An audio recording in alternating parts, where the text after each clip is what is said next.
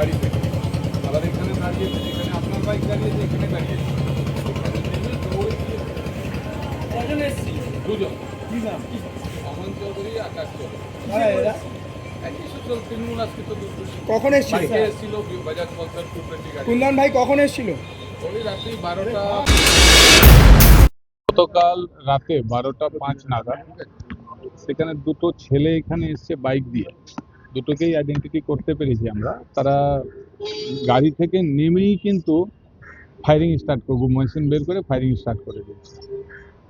গোটা ঘটনাটা কিন্তু সিসিটিভিতে কিন্তু রেকর্ড হয়েছে। সেই সিসিটিভি ফুটেজটা আমরা অলরেডি থানাকে দিয়েছি এবং এফআইআরও করা হয়েছে। দুজন আইডেন্টিফাই হয়েছে, দুজনই ছিল আকাশ চৌধুরী, গোলু এবং অমন চৌধুরী। এদের পরিচয়? আকাশ চৌধুরী, গোলু, অমন কোন চৌধুরী, পার্টি করে? এরা টিএমসি করে। এরা টিএমসি প্রত্যেকটা মিটিং ক্যান্ডিডেট সঙ্গে দেখা গেছে। কিন্তু এরা তো দুজন এখানে এসেছিল, কিন্তু এই মোড়ে 100 মিটার মোড়ে, রামপ্রসাদ মোড়ে আরও এদের অ্যাসোসিয়েট ছিল 3-4 জন। সেটা আমরা সিসিটিভি খুঁজছি, তথ্যটা দিয়ে আমরা কিন্তু করব। কেন এটা কনস্পিরেসি ছিল যে একটা ঘটনাটা ঘটাতে জন্য এদেরকে পাঠানো হলো। আর তাদের আঁকা যে ছিল রামপ্রসাদ মোড়ে দাঁড়িয়েছিল, আমরা তাদের সিসিটিভিটা পেয়ে যাই, তারপরে ওদেরকে। এদের পাস্ট রেকর্ড আছে?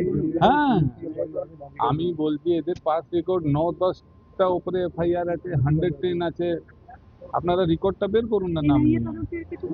পিএম, আমি বলছি কি এর সঠিক তদন্তের জন্য এনআইএ কে এই কেসটা ট্রান্সফার করে দেওয়া। কেন পুলিশ, লোকাল পুলিশ তদন্ত করেনি? আসলে এদের উপরে এসিআই কে আমরা আগে থেকে কমপ্লেন করেছিলাম কি ইলেকশনে এরা গন্ডগোল করবে। তো ইলেকশনে এদের অ্যারেস্ট হয়নি, শুধু একদিন এদেরকে জামাই বানিয়ে থানাতে রেখেছিল। ঠিক আছে, আমার বলা বক্তব্য হচ্ছে তখন কিছু হয়নি, অত ইলেকশন কমিশনকে বলা পরেও, তাহলে অ্যাট প্রেজেন্ট ইমিডিয়েট দরকার আছে সঠিক তদন্ত হবে। অত ফুটেজ করা দেখা পরেও সঠিক তদন্ত হবে, এটা আমরা কিন্তু বিশ্বাস রাখি না। তাই জন্যে এই কেসটা এনআইএ কে তদন্ত করতে দেওয়া হোক।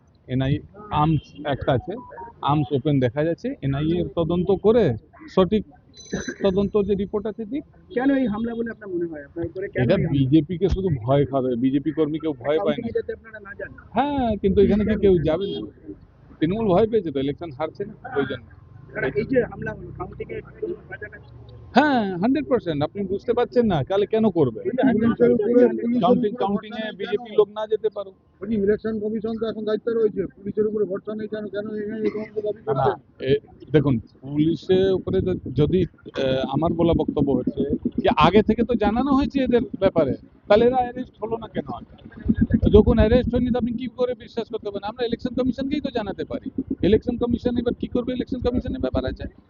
তাহলেও কিন্তু আমরা এইটা যদি আর্মস যেভাবে ওপেন নিয়ে ঘুরছে, আমরা এনআইএ তো সঠিক তদন্ত হোক, তাই জন্য এনআইএ কে তো আমরা দাবি করছি, এনআইএ ইনকোয়ারি দাবি করছে। একটা সূচনা দিই। কাল রাত্রি 12টা পরে, 12টা 10-15 হবে, আমাদের ব্যারাকপুর সাংগঠনিক জেলা সেক্রেটারি কুন্দন সিং দেরুলিয়া থাকেন, তার বাড়ির উপরে কালকে হামলা হয়েছে। এক রাউন্ড ফায়ার হয়েছে। ওখানে তৃণমূলের ক্রিমিনাল গুন্ডা ওই গোলু আর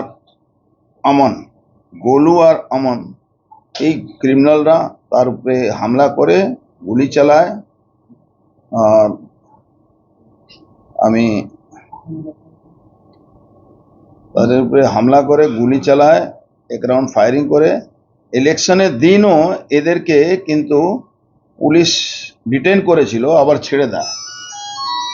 এই আমি আকাশ চৌধুরী এলাইস গোলু, অমন চৌধুরী, এদেরকে মানে প্যাট্রোনাইজ করে সোমনাথ শ্যাম, যে তৃণমূলের যে এখানকার, এরা ড্রাগ প্যাডলার সঙ্গে জড়িত আছে। অভিষেক যাদব, তার নেতৃত্বে এই সব কালকে ঘটনাটা ঘটেছে। এটা গেরুলিয়াতে হয়েছে। রাম মাড়িয়া বলে একটা জায়গা আছে, সেইখানে রাম মাড়িয়া, এই জায়গাটাও হয়েছে। কালকে ওর বাড়ির উপরে হামলা হয়েছে। আমি সব আপনাদেরকে দিয়ে দিচ্ছি ভিডিওটা একদম। এটা তৃণমূল কংগ্রেসের যে ওখানকার প্রার্থী ছিল ত্রিয়ঙ্কু ভট্টাচার্য, তার ইনস্ট্রাকশনে, পার্থভৌমিকের ইনস্ট্রাকশনে এই যে ভয় দেখাবার জন্য যাতে কাউন্টিংয়ে বিজেপির কর্মীরা না যায় তার জন্য এই চেষ্টা হয়েছে। কুন্দন তো সেক্রেটারি আছে, কাউন্টিংয়ে যাওয়ার মানে কুন্দন তো সেক্রেটারি আছে, ওখানকার লিডার আছে আমাদের। আটকাবার জন্য কি ভয় দেখাবার জন্য কর্মীদের, লিডার বাড়ির সামনে গুলি চলে তো কর্মীরা ভয় পাবে।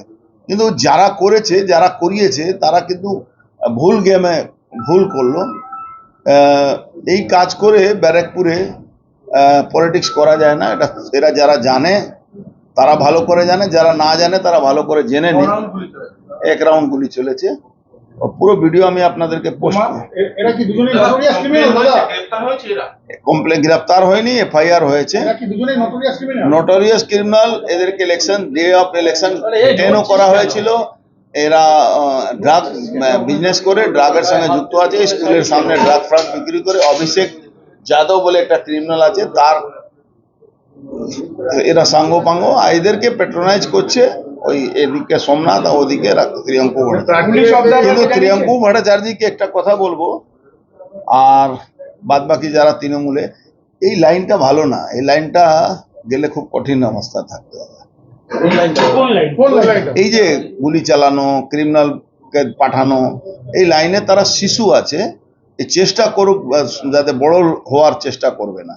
আমি ডাইরেক্ট বলছি, বড় হওয়ার চেষ্টা করবে না, আপনি বলছেন নালে প্রার্থীরা সরাসরি- নালে এদেরকে পুলিশও বাঁচাতে পারবে না। পাবলিক যা করবে এদেরকে পুলিশও বাঁচাতে পারবে ওরা কি না। ভয়েই এত কিছু বাতাবরণ তৈরি ভয়ে ভয়ে ভয়ে এরা যেতে দিতে চাই, এই ঘটনাতে কি প্রার্থীরা সরাসরি জড়িত? প্রার্থী সরাসরি জড়িত। কোন প্রার্থী? রাত 12টার সময় পুরো কোন প্রার্থীরা